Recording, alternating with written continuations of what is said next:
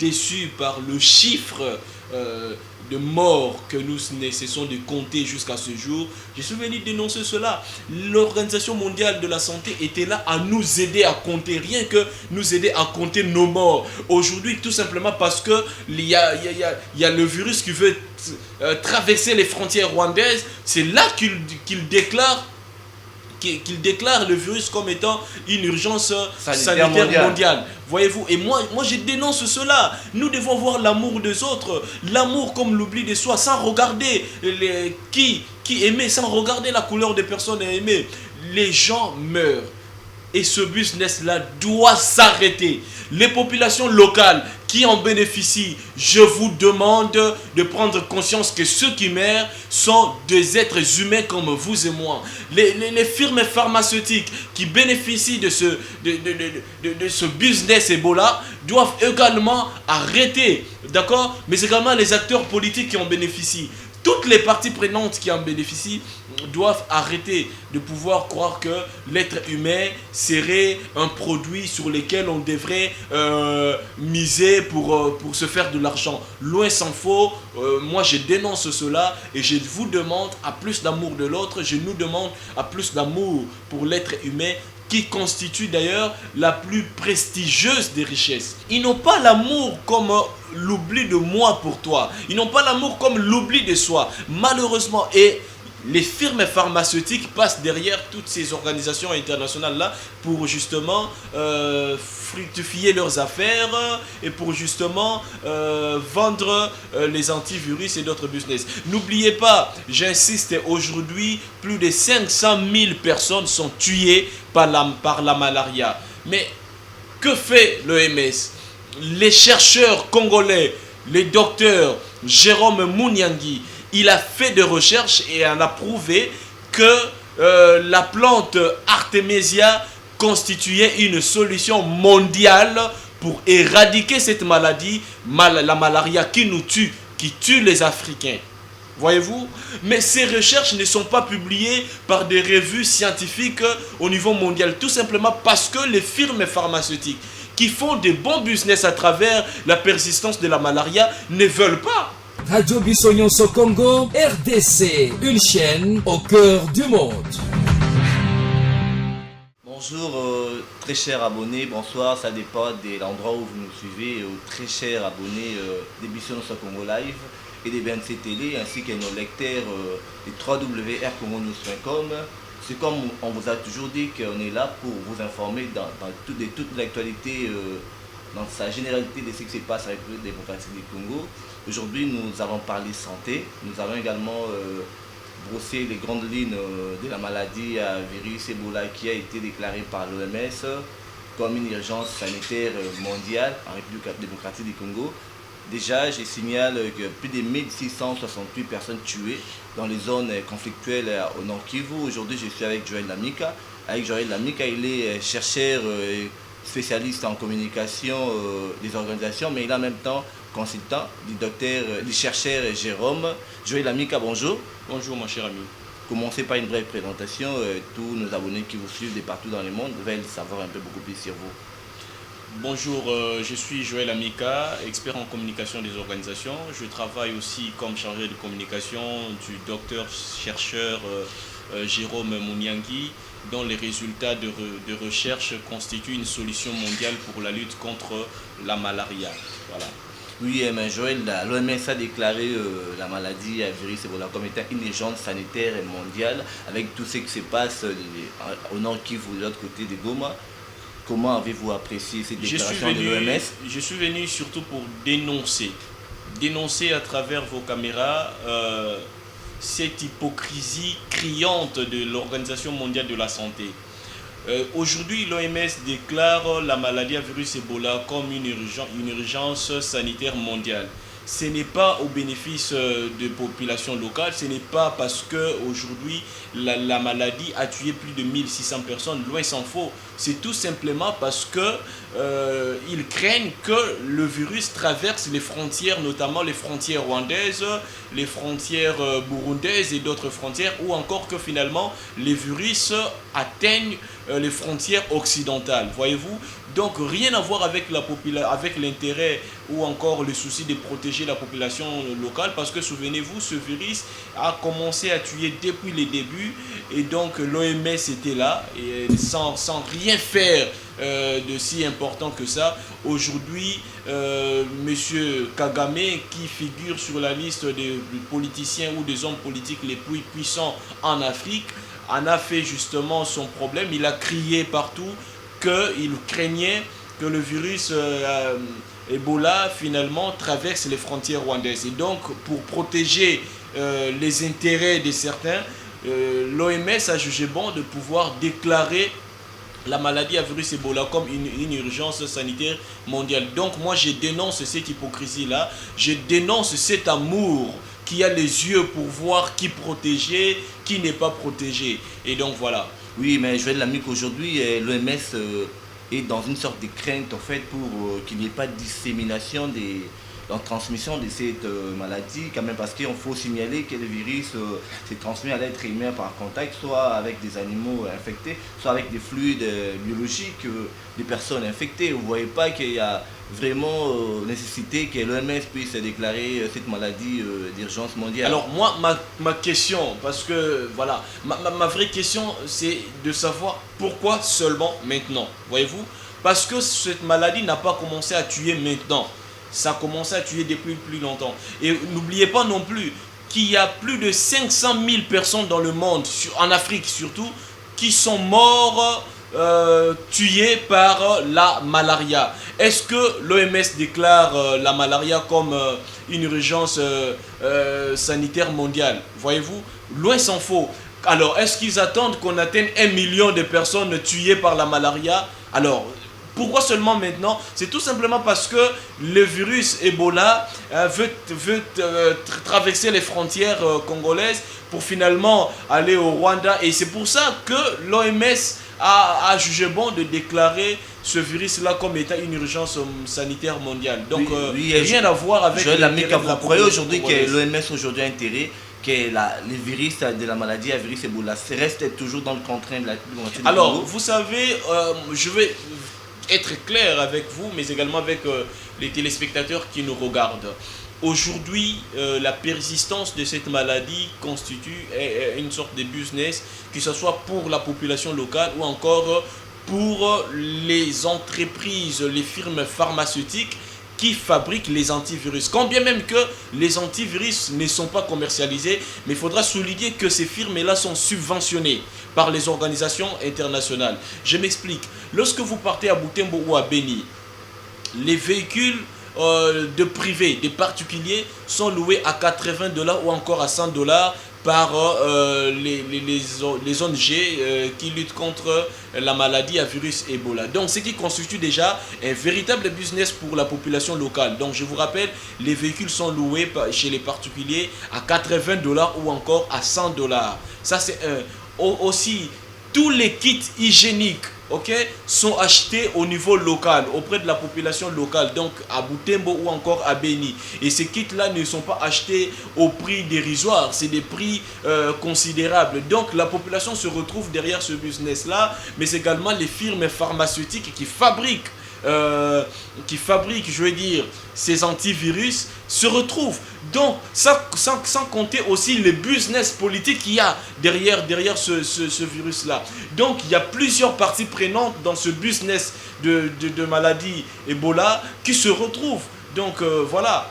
Il y a plusieurs personnes qui trouvent leur intérêt que la maladie persiste. Et moi, je dénonce justement ce complot-là, qui existe derrière la maladie à virus Ebola. Oui, Joël Ami, comme aujourd'hui, les Médecins sans frontières s'est dit travailler d'arrache-pied pour une approche vraiment beaucoup plus fluide pour essayer un peu d'éradiquer la maladie. Et vous ne voyez pas que les organismes internationaux travaillent vraiment d'arrache-pied pour l'éradication de cette maladie? Écoutez, mon cher ami, si nous voulons que cette maladie finisse, la maladie va finir. Il suffit de vouloir, bien évidemment en intégrant toutes les parties prenantes, que ce soit la population locale, les acteurs politiques, les organismes internationaux, et voilà, finalement toutes les parties prenantes, si les parties prenantes s'y impliquent, la maladie va finir. Mais aujourd'hui, comme je vous ai dit, il ne suffit pas que les médecins sans frontières travaillent arrache-pied. Non, il suffit que toutes les parties prenantes décident finalement de pouvoir en finir avec ce maladie qui tue. Voyez-vous? Mais du moment où il y en a ceux qui se retrouvent, il y en a ceux, dans cette synergie, dans cette chaîne décisionnelle, il y en a ceux qui se retrouvent, je l'ai dit tantôt, il y a soit les populations locales, il y a soit les acteurs politiques, il y a soit les firmes pharmaceutiques. Et donc, alors, quand moi je me retrouve et que toi tu veux finalement interférer dans mes affaires pour que pour que je ne puisse plus me retrouver, je veux devoir n'est pas te permettre, et c'est ce qui se passe aujourd'hui. Donc ça devient de plus en plus compliqué d'en finir avec cette maladie. N'oubliez pas non plus qu'aujourd'hui les populations locales, que ce soit au niveau de Beni, Butembo ou encore déjà à Goma, très peu de gens croient fermement à l'existence de la maladie à virus Ebola. Pour la population locale, cette maladie serait une histoire montée de toutes pièces. Et vous savez pourquoi? Il y a eu en 2018 un député national de son État qui avait pris une maman qui serait atteinte de la maladie à virus Ebola, et le député est monté avec la victime, entre guillemets, dans son véhicule pour montrer, c'était juste après un meeting, pour montrer à la population locale qui était là que voilà, ne craignez rien, voilà, c'est des histoires montées de toutes pièces. Il accusait Kabila à l'époque, et donc moi je suis monté avec madame, finalement il n'y a rien.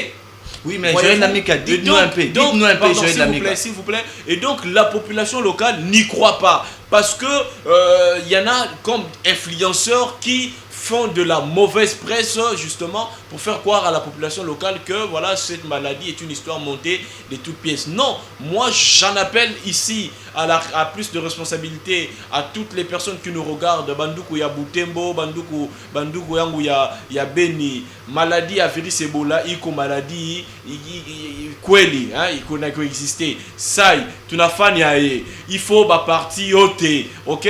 Qu'on se regroupe finalement, qu'on travaille pour que cette maladie-là en finisse, que ce soit les acteurs politiques, comme je l'ai dit tantôt, que ce soit les firmes pharmaceutiques qui sont bénéficiaires justement de cette persistance-là, aussi les populations locales qui font louer les véhicules, qui vendent les kits hygiéniques, et donc voilà.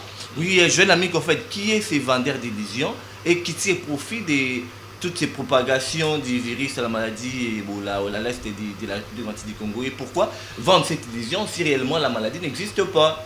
Non, la maladie existe bel et bien. La maladie existe. Mais seulement il y a des gens imbus de mauvaise foi ne veulent pas que cette maladie-là finisse. Point barre. La maladie, elle est là, elle existe. Mais il y a des gens, comme je l'ai dit, qui ne veulent pas parce qu'ils en tirent profit. Il y a les particuliers locaux qui font louer les véhicules. Il y a des particuliers locaux qui vendent les kits hygiéniques. Et donc, il y a aussi les firmes pharmaceutiques qui fabriquent justement les antivirus. Quand bien même que j'insiste, ces antivirus-là sont non commercialisés, mais ces firmes sont subventionnées, bénéficient de financement des organisations internationales pour fabriquer les antivirus. Et donc, il y en a ceux comme ça qui ne veulent pas qu'on en finisse. Voilà. Oui, parce mais que la maladie existe. Je signale également que vous êtes également chargé de communication du docteur et chercheur Jérôme Mouniangui. C'est presque similaire avec les chercheurs Jérôme Mouniangui, parce que lui également, on lui accuse d'avoir des coopérations, on lui accuse de faire un contrat entre avec un dépôt aux entreprises pharmaceutiques pour vendre également l'objet de son étude également. Alors, vous savez, moi je regrette les gens qui dirigent les organisations internationales avec objectif, je vais dire avec des visions humanitaires, devraient avoir les cœurs, un grand cœur, devraient avoir l'amour comme l'oubli de moi pour toi. Voyez-vous, l'amour qui n'a pas les yeux pour voir qui aider, l'amour qui ne regarde pas les origines, l'amour qui ne regarde pas la couleur de peau. Alors, mais malheureusement, aujourd'hui, les gens qui dirigent, qui sont à la tête des organisations internationales, notamment OMS et d'autres organismes, ont malheureusement les yeux pour voir qui aider et qui n'est pas aidé.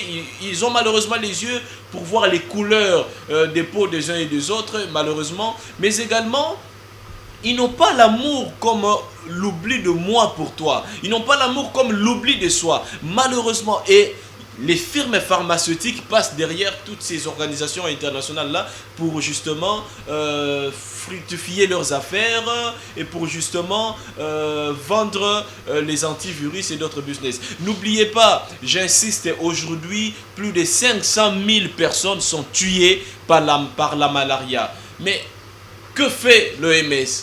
Les chercheurs congolais, le docteur Jérôme Mouniangui, il a fait des recherches et en a prouvé que la plante Artemisia constituait une solution mondiale pour éradiquer cette maladie, la malaria qui nous tue, qui tue les Africains. Voyez-vous? Mais ces recherches ne sont pas publiées par des revues scientifiques au niveau mondial, tout simplement parce que les firmes pharmaceutiques qui font des bons business à travers la persistance de la malaria ne veulent pas. Aujourd'hui, le docteur vit en exil. Aujourd'hui, le docteur vit en insécurité parce que ces firmes-là en veulent à ces recherches. Voyez-vous, on ne veut pas authentifier les résultats de ces recherches parce que la plante coûterait moins cher et finalement les business des ACTM seraient finalement serait disparaître, je veux dire. Voyez-vous, et donc c'est ce manque de volonté, ce manque de volonté qui m'intrigue. C'est ce manque de volonté que je suis venu ici dénoncer, et cela aussi corrobore un manque d'amour des êtres humains. On ne peut pas faire un business avec la vie de l'être humain. La vie de l'être humain est sacrée. Et moi, je l'ai toujours dit, l'être humain, c'est la plus prestigieuse des richesses. Donc, tu ne peux pas du jour au lendemain te réveiller et devenir milliardaire derrière la vie d'un être humain. N'oubliez pas, j'insiste ici, les milliardaires, comment ils s'appellent,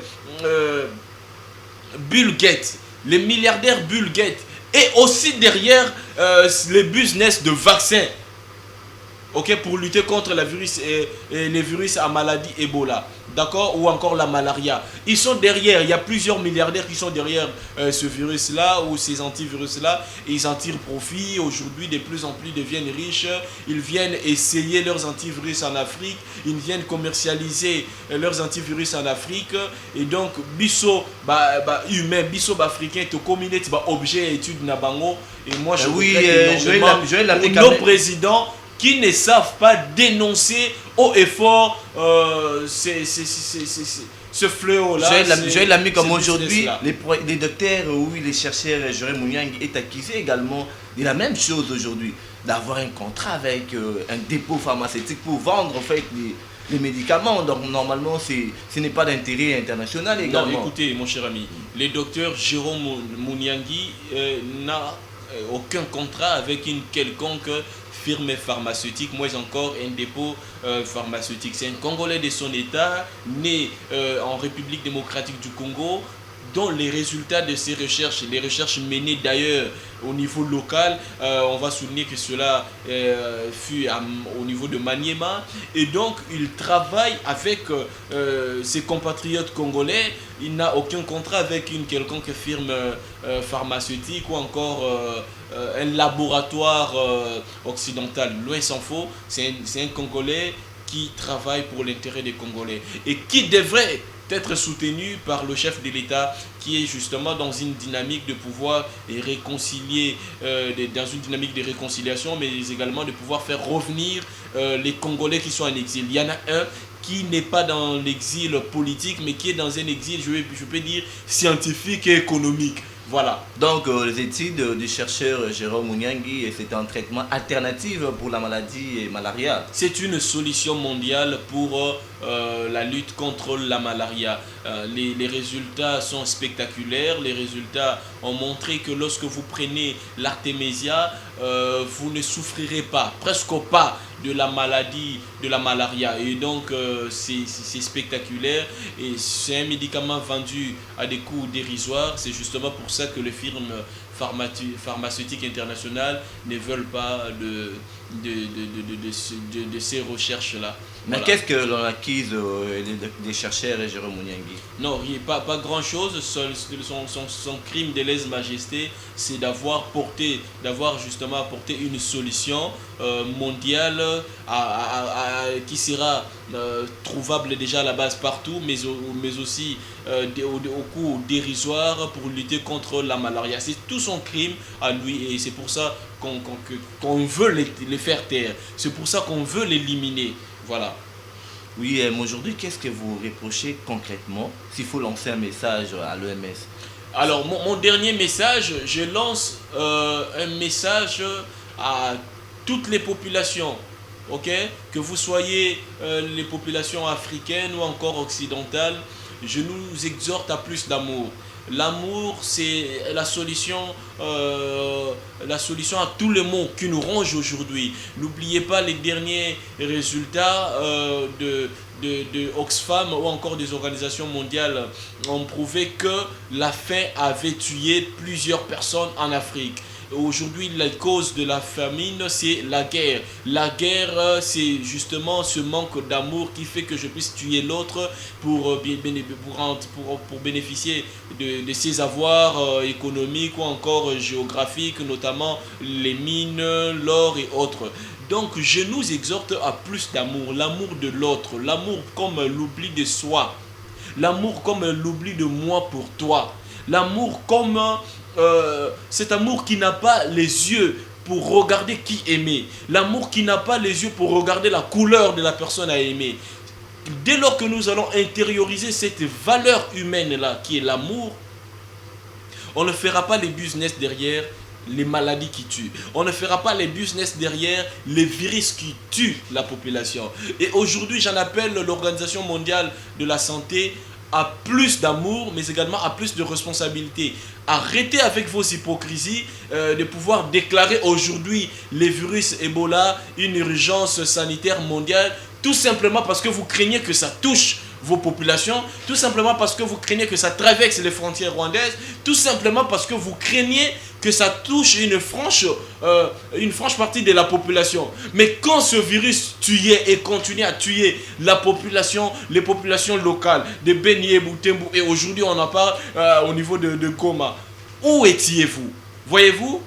Que faut-il faire pour que nous puissions en finir avec ce virus? Il faut intégrer toutes les parties prenantes, les influenceurs locaux, la population locale et les acteurs politiques. Et finalement, nous allons devoir vaincre ce virus ce virus Ebola.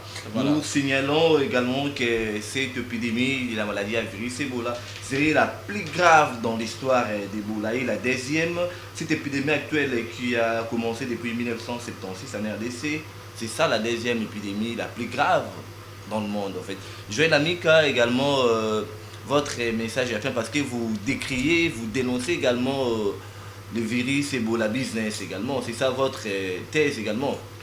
Les business de la maladie Ebola. Je vous suggère d'ailleurs comme titre de votre émission, les business de la maladie Ebola. Moi, Joël Amika, citoyen congolais, compatriote de son État, déçu par le chiffre de morts que nous ne cessons de compter jusqu'à ce jour. Je suis venu dénoncer cela. L'Organisation mondiale de la santé était là à nous aider à compter, rien que nous aider à compter nos morts. Aujourd'hui, tout simplement parce que il y a le virus qui veut traverser les frontières rwandaises, c'est là qu'il déclare le virus comme étant une urgence sanitaire mondiale. Voyez-vous, et moi je dénonce cela. Nous devons voir l'amour des autres, l'amour comme l'oubli de soi, sans regarder qui aimer, sans regarder la couleur des personnes à aimer. Les gens meurent. et ce business-là doit s'arrêter. Les populations locales qui en bénéficient, je vous demande de prendre conscience que ceux qui meurent sont des êtres humains comme vous et moi. Les firmes pharmaceutiques qui bénéficient de ce business Ebola doivent également arrêter, d'accord? Mais également les acteurs politiques qui en bénéficient. Toutes les parties prenantes qui en bénéficient doivent arrêter de pouvoir croire que l'être humain serait un produit sur lequel on devrait miser pour se faire de l'argent. Loin s'en faut, moi je dénonce cela et je vous demande à plus d'amour de l'autre, je nous demande à plus d'amour pour l'être humain qui constitue d'ailleurs la plus prestigieuse des richesses. Merci à vous. Oui, merci beaucoup Joël Lamika. En fait, déjà nous sommes presque au terme de notre entretien avec Joël Lamika, spécialiste en communication des organisations et chargé de communication des chercheurs Jérôme Mouniangui. Avec lui, on a essayé un peu de brosser le virus, la maladie Ebola business, où on a vraiment fait les points sur ça. Et également, il a fait un focus sur les chercheurs Jérôme Mouniangui qui a mis en place ses recherches sur un traitement alternatif sur la malaria. Déjà, on a bossé sur ça et donc restez branchés, scotchés dans votre chaîne de prédilection Business Congo Live et BNC Télé, mais ainsi que notre site de la presse écrite www.rcongonews.com. Donc, il faut signaler également que 163 533 personnes ont été déjà vaccinées dans le nord qui va l'est du pays.